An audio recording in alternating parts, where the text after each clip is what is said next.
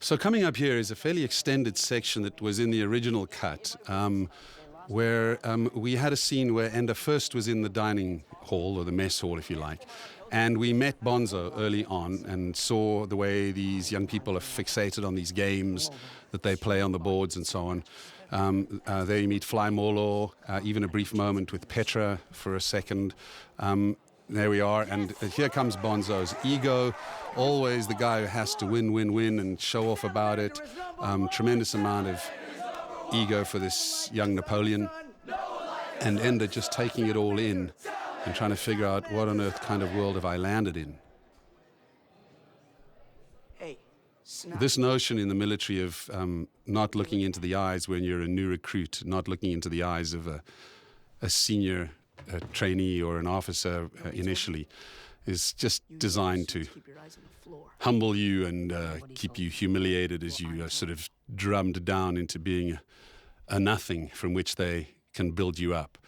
But the more interesting part of this scene, and the piece that I was actually most sad to lose, was the piece that's coming up now, whereas he's sent to the back of this mess hall, he's forced to sit facing away from the group with this character called Mick, which is delightfully played here, and very sadly not in the final movie, despite the fact that the performance by this young actor is fantastic.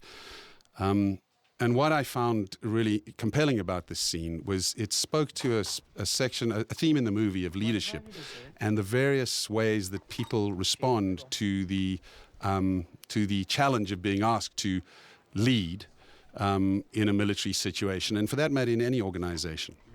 Here Mick is someone who's found himself in a situation that he thinks is really not for him, and so he does everything he can to just get out of it. And he gives a line here that's very powerful that actually Enda repeats much later on in the film against Colonel Graf after the injury of Bonzo.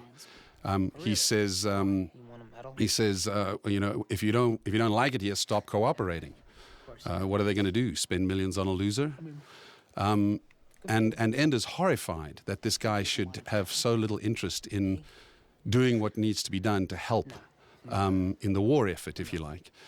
And that is because at this point in his life, Enda is still suffering from something that I think many of us do as young people, which is a need to please authority, a need to be approved of by authority, and a need to fit in. And Mick's had enough of all that. And then here, he's obviously troubled by what Mick said, missing his sister, feeling very much isolated from the entire group. And it was just a nice moment to spend quietly with this little guy and feel what it would be like to be far away from family and cut off from friends, and especially the person he loves most in the world, Valentine. While we're on it, you'll see on another deleted scene the way this theme of leadership comes up again with Dink in the scene in the showers where he talks to Enda, but we'll talk about that when we get to that scene. As I say, I was quite sad to lose these sections.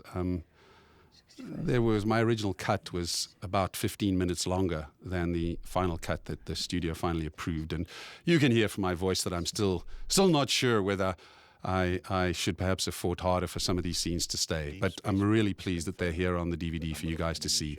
You can make up your own mind. Again, this scene is a more lyrical and quieter approach to a discussion about the formic threat. The idea was that you keep the threat away from the knowledge of the kids. It's only something that the adults are discussing, and the kids are simply used by these adults to do what the adults have decided needs to be done.